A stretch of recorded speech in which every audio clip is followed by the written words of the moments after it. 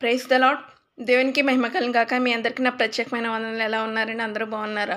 దేవుడు ఎంతవరకు మనల్ని కాచి కాపాడినందుకు ముందుగా కృతజ్ఞతాస్తుతులు చెల్లించుకుందామండి. ప్రార్థన చేసుకుందాం. తలలో వంచండి. మహాగణుడా, మహోన్నతుడా, సర్వోన్నతుడా, సకల ఆశీర్వాదాలకు కనుబోతుడు మా ప్రియ పరలోకపు తండ్రి, ఎంతవరకు కాచి కాపాడినందుకే కృతజ్ఞతలు. ఇక నువ్వు కాచి కాపాడిన తండ్రి, వాక్యం ద్వారాగా మాతో మాట్లాడిన వాక్యాన్ని ప్రతి ఒక్కరు హృదయంలో భద్రపరిచి పదిలపరచమని నజరైన యేసుక్రీస్తు నామములో మిక్కిలిమైనంత బ్రతిమాలు వేడుకొంచున్నాను తండ్రి. ఆమేన్. ఈరోజు దేవుడు మనతో మాట్లాడే అమూల్యమైన మాటలు మనం ధ్యానించుకుందామండి. సామెతల గ్రంథము 19వ అధ్యాయము 21వ వచనము. నరుని హృదయంలో ఆలోచనలు అనేకములుగా పుట్టును, యెహోవా తీర్మానమే స్థిరము. నరుని యొక్క హృదయంలో ఆలోచనలు అనేవి అనేకంగా పుడతాయంటండి. కానీ మనం ఎంత ఆలోచించినా కానీ దేవుని యొక్క ఆలోచనే మన పట్ల స్థిరముగా నెరవేరుస్తుంది. ప్రియ ఆత్మీయ దేవుని బిడ్డలారా, మీ ఆలోచన ఎలా ఉందో ఒక్కసారి మీరు పరీక్షించుకుంటున్నారా? మన హృదయంలో అనేకమైన ఆలోచనలు వస్తాయి. మంచి ఆలోచనలు వస్తాయి, చెడ్డ ఆలోచనలు వస్తాయి. కానీ మనం మంచి ఆలోచన వైపు నడుస్తున్నామా, లేక చెడు ఆలోచనలో ప్రలోభించబడి మనము చెడు ఆలోచనకు లోనైపోతున్నామా అనేది ఒక్కసారి పరీక్షించుకోండి. ప్రియ ఆత్మీయ దేవుని బిడ్డలారా, ఆలోచన ఎలా ఉన్నది అనేది పరీక్షించుకోవాలి.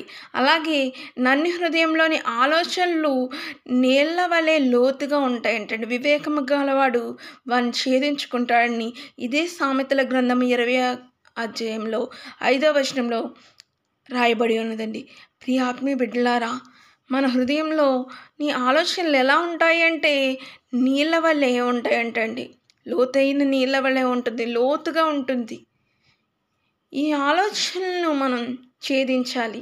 అయితే మనం ఎలా ఛేదిస్తున్నాము? దేవుని చిత్త ప్రకారంగా నడుచుకోగలిగే ఆలోచనలో ఉంటున్నామా, లేక లోకంలో వెలిగించబడే వారిగా ఉంటున్నామా అనేది ఒక్కసారి మనం పరీక్షించుకోవాలండి. దేవుడు వాక్యం ద్వారాగా మనతోనే మాట్లాడుతున్నాడండి. మనలో ఏమైనా తప్పులు ఉన్నా, లోపాలు ఉన్నా, మన యొక్క ఆలోచనలో ఏదైనా కూడా తప్పిదముగా ఉన్నా మనల్ని మనం పరీక్షించుకోవాలి. అలాగే మన యొక్క ఆలోచనల నిమిత్తమై దేవుని యొద్ద మనము ప్రార్థించుకోవాలండి. హృదయ ఆలోచనలు ఎరిగినవాడు ఆయనే కదా, సమస్తము చేయగలవాడు ఆయనే కదా. సృష్టించిన సృష్టికర్త నీ ఆలోచన ఎరగడా? ప్రియ ఆత్మీయ దేవుని బిడ్డలారా, నేను గర్భంలో పిండముగా ఉండగానే నీ కళ్ళు నన్ను చూసినాను. దేవుని వాక్యం సెలవిస్తుంది కదా. ఆయన మనల్ని పిండముగా ఉన్నప్పుడే, మనల్ని మనం చూసుకోక మునిపే ఆయన కన్నులు మనల్ని చూచేయంటండి. మనం ఎలా ఉంటాము, మనం ఫ్యూచర్లో ఏం చేస్తామనే ప్రతీదీ కూడా మనకు తెలియకపోవచ్చేమో కానీ దేవునికి తెలుసండి. సమస్తము ఎరిగిన వాడు ఆయనే. మనము ఆయన చెంతకు వచ్చి ఆయన చిత్తానుగుణంగా నడుచుకునే జీవితాలను ఇమ్మని ప్రార్థించుకుందామండి. మన ఆలోచన యావత్తు ఎరిగినవాడు యెహోవాయే.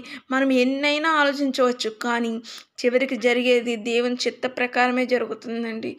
ఒక్కసారి మనం పరీక్షించుకొని ఆయన చిత్తానుగుణంగా నడుచుకునే ఆలోచనలు మనకు దయచేయమని ప్రార్థించుకుందామండి.